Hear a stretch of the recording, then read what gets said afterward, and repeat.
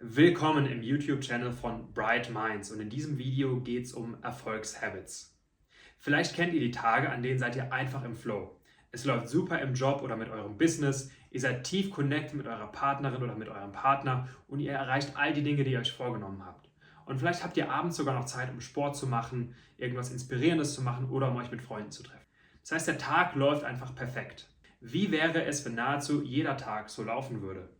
Wir von Bright Minds haben genau dafür ein Rezept. Mit Success Habits oder auch auf Deutsch Erfolgsgewohnheiten könnt ihr jeden Tag zum perfekten Tag machen. In diesem 15 Minuten Video lernt ihr erstens, was Erfolgshabits sind und zweitens, wie meine persönlichen Erfolgshabits aussehen. Im Coaching von Bright Minds könnt ihr eure eigenen Success Habits erstellen und wir konditionieren euch dann auch darauf, diese umzusetzen. Warum sind mir persönlich Erfolgshabits so wichtig? Sie helfen mir, Tag für Tag meinen Purpose zu verfolgen, also in die richtige Richtung zu laufen. Und sie stellen sicher, dass es meinem Körpersystem nachhaltig gut geht. Und zwar heute und auch langfristig. Dazu gehören Schlaf, Ernährung, Bewegung und der mentale Zustand. Erfolgshabits bedeuten übrigens nicht, dass keine Spontanität mehr möglich ist. Erstens habt ihr durch Erfolgshabits mehr Zeit und Energie zur Verfügung, um coole Dinge zu machen. Bei Absolventen meines Coaching-Programms sind es durchschnittlich 2 bis 3 Stunden täglich, die mehr zur Verfügung stehen. Zweitens, aus einem stabilen System heraus, und genau das erzeugt ihr durch Success Habits, sind Abweichungen natürlich möglich. Ihr könnt also bewusst aus euren Gewohnheiten ausbrechen, um dann wieder zurückzukehren in das stabile System. Im Folgenden teile ich meine persönlichen Erfolgshabits mit euch. Natürlich hat jeder von uns eigene Lebensumstände, eigene Werte, eigene Ziele. Und genau so sehen die Erfolgshabits von jeder Person dann auch anders aus. Diese Habits sind also meine persönliche Sicht und für euch als Inspiration zu sehen. Wir starten mit der Abendroutine. Warum starten wir abends? Der Vorabend und besonders die letzte Stunde vor dem Schlafengehen ist entscheidend dafür, wie wir schlafen und mit welchen Dingen sich unser Unterbewusstsein nachts beschäftigt. Ich esse spätestens um 19:30 Uhr zu Abend, um mein Intermittent Fasting Zeitfenster einzuhalten und um gut zu schlafen. Außerdem versuche ich Ausdauer- und Kraftsport in den 2 Stunden vor dem Schlafengehen zu vermeiden. Die letzte Stunde vor dem Schlafengehen ist nun besonders wichtig. Folgende Dinge vermeide ich. Erstens, Tageslicht-ähnliches oder blaues Licht. Aus Zimmerlampen, aus dem Handy, aus Laptop-Displays. Blaues Licht signalisiert unserem Körper, dass Tag ist. Und bereits geringe Mengen davon können unseren Tag-Nacht-Rhythmus durcheinander bringen. Deshalb gilt für mich ein Handyverbot. Die Lichter in meinem Apartment werden automatisch rot und für alle Fälle habe ich auch eine stylische Blaulichtfilterbrille, um auch das restliche Blaulicht rauszufiltern. Der zweite Grund, warum ich das Handy in dieser Stunde vor dem Schlafengehen vermeide: Ich möchte meine Gedanken nicht von externen Einflüssen lenken lassen, die mich unter Umständen noch in meinen Träumen beschäftigen würden. Folgende 5 Dinge mache ich ganz bewusst in der Stunde vor dem Schlafen. Nummer 1. Ich schreibe in mein Tagebuch 3 Erfolge des aktuellen Tages, um damit mein positives Mindset zu stärken. Außerdem antizipiere ich 3 Erfolge des darauffolgenden Tages. Und alles Weitere, das ich gedanklich festhalten oder ablegen möchte, schreibe ich ebenfalls auf. Nummer 2. Ich meditiere für mindestens 5 Minuten. In dieser Zeit gebe ich meinen Gedanken eine Ruhepause und fokussiere mich nur auf meinen Atem. Dieser Zustand schenkt mir Ruhe und Inspiration. Manchmal spreche ich auch mit einem geliebten Menschen, wobei in der Stunde vor dem Schlafen positive, inspirierende und leichte Themen natürlich bevorzugt werden. Viertens, ich lese für mindestens 15 Minuten in einem Buch, welches mich gerade inspiriert. Und natürlich schätzen wir jede Art von körperlicher Berührung oder Sinnlichkeit mit einer anderen Person, inklusive Kuscheln. Das schenkt ein gutes Gefühl und hilft dabei, gedanklich abzuschalten. 45 Minuten vor dem Schlafen nehme ich stets meine 3 Sleep Supplements mit einem Glas Wasser zu mir. Und zwar Magnesium, Apigenin und Theanin. Wie von Andrew Huberman, er ist Neurowissenschaftler an der Stanford University, empfohlen. Kommen wir nun zum Schlafen an sich. Eine Regelmäßigkeit des Schlafenszeitfensters ist sehr wichtig, und zwar bezogen auf Zeitpunkt und auf die Dauer. In der Literatur wird meistens eine gesunde Schlafenszeit von 7 bis 9 Stunden angegeben, wobei 6 Stunden das absolute Minimum sind. Die individuell erforderliche Schlafenszeit hängt einerseits von der Person ab, andererseits auch von der Schlafqualität.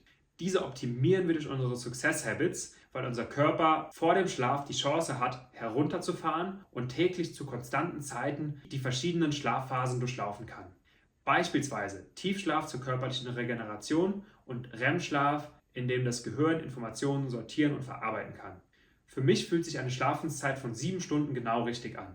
Ich gehe täglich um 22:30 Uhr ins Bett und stehe um 5:30 Uhr auf. Meine Schlafenszeit und Qualität erfasse ich übrigens auch digital durch meinen Aura-Ring. Kommen wir nun zur Morgenroutine. Die Art und Weise, wie wir unseren Abend und unsere Nacht gestalten, ist also entscheidend für den darauffolgenden Tag. Eine gesunde Morgenroutine beginnt also eigentlich schon am Vorabend. Wenn das erfüllt ist, können die ersten 2 bis 3 Stunden des Tages die inspirierendsten und produktivsten Stunden des Tages sein. Das klingt gut? Im Folgenden beschreibe ich euch meine persönliche Morgenroutine. Wir starten mit den ersten 45 Minuten. Um 5:30 Uhr stehe ich mit dem ersten Wecker auf. Auf diese Art und Weise starte ich meinen Tag proaktiv und mit einem ersten Erfolg, da ich dem Drang, liegen zu bleiben, widerstehe. Um das Aufstehen einfacher zu machen, habe ich die Beleuchtung in meiner Wohnung automatisiert, sodass es pünktlich um 5:30 Uhr bereits überall Tageslicht gibt. Dann mache ich mein Bett, das ist sozusagen mein zweiter Erfolg, und trinke 1 bis 2 Gläser Wasser. In den ersten 10 Stunden des Tages trinke ich stündlich mindestens 1 Glas Wasser. Als nächstes beginnt mein morgendliches Sportprogramm, bestehend aus 6 Minuten Krafttraining mit mindestens 100 Liegestütze und Plank sowie einem schnellen 10 Minuten oder 2 Kilometer Lauf, eine Runde entlang der Isar. Im Sommer bekomme ich hier auch etwas Tageslicht, welches meinem inneren Rhythmus ebenfalls signalisiert, dass Tag ist. Wieder zurück in der Wohnung führe ich eine kurze Meditations- und Atemübung durch. Ich blicke dann auf mein Vision Board und konditioniere meinen mentalen Zustand. Beispielsweise auf Dankbarkeit, auf Klarheit, auf Kreativität, auf Leadership, auf Liebe. Und dann schreibe ich die wichtigsten 3 Dinge des Tages, die 3 Dinge, die ich mir vorgenommen habe, in mein Tagebuch. Daraufhin lese ich für 10 bis 20 Minuten und dabei liegt mein Tagebuch auch wieder stets griffbereit, um Gedanken, die mir während des Lesens kommen, festzuhalten. Daraufhin startet meine 2 Stunden Fokuszeit. Nachdem der Tag also produktiv begonnen hat, stehen mir nun 2 bis 3 Stunden zur Verfügung, in denen ich mich auf das, was mir wichtig ist, konzentrieren kann und mental aus meinem vollen Potenzial schöpfen kann. In diesem Zeitfenster, im Zustand der Klarheit und geprägt von meinem persönlichen Purpose, sind übrigens auch die Coaching-Programme von Bright Minds entstanden, von denen ihr heute profitieren könnt. In dieser Fokuszeit nehme ich mir natürlich auch kurze Pausen. Den ersten Espresso trinke ich während dieser Fokuszeit und zwar frühestens 1,5 Stunden nach dem Aufstehen. Zum Wachwerden dient ja bereits vorher mein Sportprogramm und so schenkt mir dieser Espresso eine große Vorfreude, einen genussvollen Moment und eine kleine Pause während der Routine. Erst nach Abschluss meiner 2 Stunden Fokuszeit nehme ich das erste Mal mein Handy zur Hand, um beispielsweise bei WhatsApp reinzuschauen. Natürlich gibt es auch immer wieder Variationen in meiner Morgenroutine. Zum Beispiel 1 bis 2 Mal pro Woche gehe ich morgens ins High-Intensity-Training von 6 bis 7 Uhr. Damit konditioniere ich mein Mindset darauf, alles zu geben, alles zu erreichen und jeden Moment voll auszukosten und voll präsent zu sein. In den Wintermonaten gehe ich außerdem 2-mal die Woche Eisbaden, meistens jedoch nach meiner 2-stündigen Fokuszeit. Kommen wir nun zu Erfolgshabits, die mich durch den Alltag begleiten. Und wir starten mit Ernährung. Ich praktiziere ein 16:8 Intermittent Fasting. Konkret bedeutet es, dass ich in der Regel zwischen 12 bis 19 Uhr esse. Somit ist mein Körper nur für ca. 8 Stunden täglich mit Verdauung beschäftigt. Das hilft mir dabei, körperlich jung zu bleiben, da der Verdauungstrakt weniger lang arbeiten muss und weil sich unser Körper während der Fasting-Zeitfenster täglich durch Zellrecycling selbst erneuert. Ich achte zudem darauf, 3 feste Mahlzeiten einzunehmen, stets mit Gemüse oder Protein zu starten und Kohlenhydrate zu reduzieren. Damit steigt mein Blutzuckerspiegel nicht zu hoch an und normalisiert sich wieder nach jeder Mahlzeit. Und durch diese Ernährungsgewohnheiten habe ich den ganzen Tag über ein unglaublich hohes Energielevel. Kommen wir nun zu Part 2, der Planung. Eine gute Tagesplanung bedarf einer guten Wochenplanung. Eine gute Wochenplanung bedarf wiederum einer guten Quartalsplanung. Und jede Art von Planung setzt voraus, einen klar definierten Purpose zu haben, mit klar definierten Prioritäten, Zielen und Werten. Meinen eigenen Purpose habe ich in meinem eigenen Personal Mission Statement festgehalten. In meiner Tagesplanung lege ich viel Wert darauf, möglichst viel Zeit mit sogenannten Q2-Aktivitäten zu verbringen. Nach der Systematik der Eisenhower Matrix und wie auch im Buch 7 Habits of Highly Effective People von Stephen Covey erläutert, handelt es sich dabei um wichtige und nicht dringende Aktivitäten. Hier wollen wir die meiste Zeit verbringen. Ich habe auch Zeitpuffer eingeplant für wichtige Aktivitäten, die dringend sind. Diese wollen wir eigentlich minimieren, aber sie kommen immer wieder. Und damit mein Zeitplan nicht durcheinander geworfen wird, plane ich mir immer auch Puffer ein für diese Q1-Aktivitäten, die wie gesagt wichtig sind und dringend. Durch die Quartals- und Wochenplanung stelle ich sicher, dass sich innerhalb der unterschiedlichen Q2-Aktivitäten stets eine Balance einstellt und dass ich mich bezogen auf meinen Gesamtpurpose und alle Lebensbereiche weiterentwickle. Wenn ich also sonntags meine Wochenplanung mache, dann sehe ich ganz bewusst, ob ich mir für die verschiedenen Q2-Aktivitäten in der darauffolgenden Woche genug Zeit eingeplant habe. Zu meinen Q2-Aktivitäten zählen beispielsweise Arbeit, die sich an meinem Purpose orientiert, mein Business aufzubauen, Sport, Quality Time mit meinen Liebsten, Lesen und Inspiration, Wandern und Spazieren und allgemein Entspannung. Lasst uns auf die Q2-Aktivitäten, die Entspannung und Inspiration bringen, einmal genauer reinschauen. Diejenigen, die mich kennen, wissen, dass ich auch mal länger und dabei sehr, sehr intensiv arbeite. Und sie wissen auch, dass ich die Auszeiten, die ich mir nehme, voll und ganz genieße und dabei sehr schnell in eine intensive Entspannung komme. Ich habe für mich persönlich gemerkt, wie wichtig mir diese Auszeiten sind. Natürlich gesundheitlich und auch als Quelle von Glücklichsein, Verbindung zu anderen Menschen spüren, Verbindung zur Natur spüren und auch zur Inspiration. Durch eine gute Planung stelle ich also sicher, dass ich mir diese Auszeiten auch nehme. Eine tolle Möglichkeit, um sich diese Auszeiten zu nehmen, für mich ist unter anderem Sport. Neben meiner kurzen morgendlichen Sporteinheit mache ich 2 bis 3 Mal die Woche Krafttraining, 2 Mal High-Intensity-Ausdauertraining und 1 bis 2 Mal Yoga. Diese Aktivitäten dienen als Entspannung und Ausgleich. Klasse finde ich auch, dass man die meisten Sportarten auch gut zu zweit machen kann.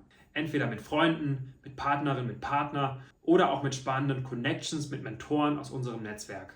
Kommen wir zu einem weiteren Punkt der Tagesroutine, und zwar Deep Work. Ich lege sehr viel Wert auf Fokus, Deep Work und die Minimierung von Ablenkungen. So schaue ich in der Regel nur zu 3 festen Zeitfenstern am Tag in WhatsApp. Viel persönlicher und viel schöner finde ich ohnehin persönliche Treffen oder auch ein Telefonat. Immer wenn möglich fokussiere ich mich auf die aktuelle Aufgabe. Damit trainiere ich diejenigen neuronalen Schaltkreise, die für Konzentration und Deep Work, für Lernen und Fortschritt verantwortlich sind. Adam Grant beschreibt es aus meiner Sicht sehr gut. Hochwertiger Output ist ein Produkt aus Zeit mal Intensität der Fokussiertheit. Also zusammenfassend. Erstens, ich konzentriere mich auf die anstehende Aufgabe. Zweitens, ich erlaube keine Ablenkungen in meiner Konzentrationszeit. Und drittens, ich plane, um das Gefühl der Kontrolle und der Proaktivität beizubehalten. Kommen wir nun zum letzten Punkt meiner Success Habits und vielleicht sogar einer der wichtigsten. Das bewusste Management von Emotionen und dem mentalen State. Das Ziel ist es, sich weniger von externen Einflüssen leiten zu lassen, sondern ganz bewusst die Zustände und Emotionen zu spüren, die für uns hilfreich sind. Natürliche Zustände können zum Beispiel Klarheit und Inspiration sein, wenn wir schreiben oder arbeiten wollen. Sie können aber auch Leichtigkeit und Freude sein, wenn wir Zeit mit den Kindern oder geliebten Menschen verbringen. Oder auch Selbstvertrauen und Verbundenheit, wenn du als Führungskraft vor deinem Team auftrittst. Oder einfach ein Zustand von Glücklichsein, Ausgeglichenheit in jeder Lebenssituation. Wie komme ich nun in einen solchen State rein? Ich nutze verschiedene Methoden im Alltag, um meinen State zu managen. Erstens, ich baue Aktivitäten in meine Routinen ein, die bestimmte Zustände auslösen. Indem ich zum Beispiel morgens als erstes meine Ziele in ein Tagebuch schreibe, stelle ich mein Gehirn auf Fokus ein. Während dem Laufen bin ich in einem Zustand der Klarheit und Inspiration. Und durch Yoga komme ich in einen Zustand der Ausgeglichenheit. Zweitens, ich baue mir bewusst bestimmte Anker auf. Beispielsweise ist eine aufrechte Gangart, der Blick nach oben und ein leichtes Lächeln bei den meisten von uns bereits mit Selbstvertrauen verbunden. Die Körperhaltung ist hier also ein Anker für Selbstvertrauen. Diesen Anker kann ich bewusst aufladen und erweitern, beispielsweise mit einem stolzen und glücklichen Gefühl, und jederzeit, wenn ich möchte, kann ich diesen Anker dann auslösen. Drittens, ich nutze Affirmationen. Das können Wörter oder Sätze sein, die ich täglich wiederhole und die in mir bestimmte Emotionen oder Zustände auslösen. Das Wirkprinzip ist hier ähnlich wie bei Ankern. Zum Anker erstellen und aufladen gibt es verschiedene Möglichkeiten.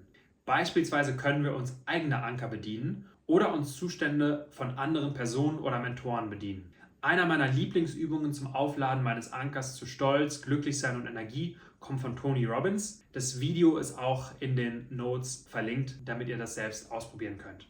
Was bleibt abschließend noch zu sagen? In diesem Video habt ihr gelernt, was Erfolgshabits sind, und ich habe euch meine persönlichen Routinen beschrieben, inklusive meiner Abendroutine, Morgenroutine, meinen Erfolgshabits tagsüber mit Ernährung, Planung, Deep Work und bewusstem State Management. Wenn euch das Video gefallen hat, dann klickt gerne auf Like und folgt dem Bright Minds YouTube-Channel. Wenn du nun deine eigenen Success Habits definieren und vor allem konsequent umsetzen möchtest, ausgehend von deinem individuellen Purpose, dann schau vorbei auf Bright Minds und bewirb dich für eines unserer Coaching-Programme. Wenn du deinen persönlichen Purpose oder deine Ziele gar nicht so klar definieren kannst oder es beispielsweise Werte und Glaubenssätze gibt, die dich von der Umsetzung abhalten, dann ist es noch ein weiterer Grund, ins Coaching reinzuschauen, weil wir diese und weitere Punkte ebenfalls covern werden. Ich freue mich darauf, dich persönlich kennenzulernen und vielen Dank für deine Aufmerksamkeit. Ich bin Tillmann, Gründer von Bright Minds und sage bis bald oder bis zum nächsten Video.